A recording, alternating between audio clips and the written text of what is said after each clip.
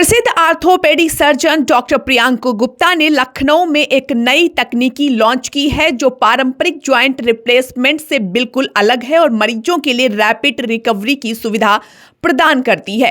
Doctor Priyank Gupta ने अब तक 11,000 से अधिक सफल ज्वाइंट सर्जरी कर चुके हैं और लखनऊ के सत्यार्थ हॉस्पिटल आलमबाग में नियमित सर्जिकल सेवाएं प्रदान करेंगे। डॉक्टर प्रियांक गुप्ता ने कहा कि ये तकनीक मरीजों को तेजी से चलने फिरने की स्वतंत्रता देती है और घुटने को प्राकृतिक जैसा अनुभव प्रदान करती है। उन्होंने कहा कि उनका उद्देश्य है कि मरीजों को सुरक्षित, दर्द रहित और तेज रिकवरी वाला इलाज उपलब्ध कराना। ये नई तकनीक घुटने की समस्या से पीड़ित मरीजों के लिए बेहद उम्मीद की किरण साबित होगी और लखनऊ को ज्वाइंट रिप्लेसमेंट के लिए एक प्रमुख केंद्र बना देगी। जोड़ प्रत्यारोपण के क्षेत्र में एक क्रांतिकारी परिवर्तन है और इसमें हम प्रत्यारोपण नहीं कर रहे हैं, पुनर्सतहीकरण यानी कि रिसर्फेसिंग कर रहे हैं, और वो भी बायो अलाइनमेंट यानी कि हर किसी के लिए जो उनका इंडिविजुअल अलाइनमेंट है वो दे करके, और इसके अलावा जो रैपिड रिकवरी है यानी कि सर्जरी को जल्दी करके जिसकी वजह से कम ब्लड लॉस हो और कम से कम पेन किलर की जरूरत पड़े, और लास्ट जो सबसे जरूरी चीज है वो है यानी कि रिसर्फेसिंग कर रहे हैं, और वो भी बायो अलाइनमेंट यानी कि हर किसी के लिए जो उनका इंडिविजुअल अलाइनमेंट, एस्थेटिक्स यानी कि जो कॉस्मेसिस हम मेंटेन करते हैं यानी कि बिना टाके लिए हुए जो हम सर्जरी करते हैं उसकी वजह से कॉस्मेसिस भी इंप्रूव होती है और रिकवरी भी फास्ट आती है। ये जो तकनीकी इसकी आवश्यकता क्यों पड़ी? इसकी आवश्यकता इसलिए पड़ी कि पहले जो सर्जरी जिस तरीके से हो रही थी उसकी वजह से पेशेंट बोर्ड के साथ निकालना पड़ता था, और इसके अलावा जो टाके भी आते थे वो काफी समय तक पेनफुल रहते थे और उसके लिए भी वो बार बार उन्हें दिखाने के लिए या फॉलोअप के लिए आना पड़ता था।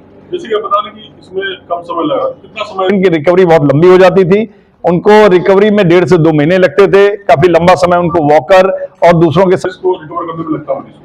पेशेंट को करीबन पेशेंट 2 से 3 हफ्ते में अपने सारे काम करना शुरू कर सकते हैं, और हॉस्पिटल के स्टे के दौरान वो बिना वॉकर और बिना किसी सपोर्ट के खड़े हो सकते हैं और चल सकते हैं। बात करें कि जो वो सर्जरी में पैसे का क्या मतलब कम होगी कि ज्यादा? हाँ, इसमें खर्च इनडायरेक्ट पेशेंट को फर्क ये पड़ा कि जो पहले उनको खर्च आता था 6 दिन का, वो स्टे अभी घट करके 4 दिन हो गया दोनों घुटनों के लिए, और एक घुटने के लिए जो जहां हमें पहले 4 दिन की जरूरत पड़ती थी तो अभी हम 2 दिन में ही वो सर्जरी के बाद पेशेंट को डिस्चार्ज कर सकते हैं, तो उनको इफेक्टिवली उस टाइम का फायदा हुआ।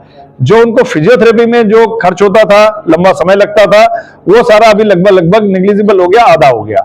तो जो रिकवरी से जुड़ी हुई जितनी भी जरूरतें थी वो सारी कम होने की वजह से उनका ओवरऑल जो खर्च है वो काफी कम हुआ। बायो लाइन जो तकनीक है इसमें रोबोटिक विधि का यूज करते हैं? नहीं, इसमें हम एक सॉफ्टवेयर के माध्यम से जो पेशेंट का अलाइनमेंट है वो डिसाइड करते हैं और उनके कट्स डिसाइड करते हैं, और उसके बाद मैनुअल एग्जीक्यूशन करते हैं। इससे हमें लाभ ये होता है कि जो हमारा समय है सर्जरी के एग्जीक्यूशन का, जो पहले रोबोट में जो लंबा समय लगता था वो समय कम हो जाता है और प्रेसिजन हमें वैसा ही मिलता है। सर, अक्सर ये देखा जाता है कि बुढ़ापे में पहले ये होता था कि घुटनों में दिक्कतें आती थी, अब नौजवानों में भी बहुत दिक्कतें आ रही है। क्या वजन की वजह से क्या परेशानी आ रही है या कुछ और दिक्कतें सामने? इसके कई सारे कारण हैं। इसके आमतौर पे वजन या लोगों की जो दैनिक दिनचर्या है उसमें बदलाव, उनके खान पान में बदलाव और शारीरिक श्रम का अभाव, ये मुख्य कारण है। इनकी वजह से आमतौर पे हमें ये चेंजेस दिखने लगे। जहां पहले लोगों को पुरुषों में 60 वर्ष की उम्र में दिखता था वहां अभी 50 में दिखने लग गया, महिलाओं में जहां 50 में दिखता था वहां अभी 40 में आने लग गया। युवाओं को बचाव के लिए क्या करना, क्या संदेश देंगे? जो 4 चीजें मैंने आपको बताई कि वजन पर नियंत्रण, आपका जो शारीरिक श्रम है उसको बढ़ाएं यानी कि नियमित कसरत या व्यायाम, आपके खान पान में विटामिन डी और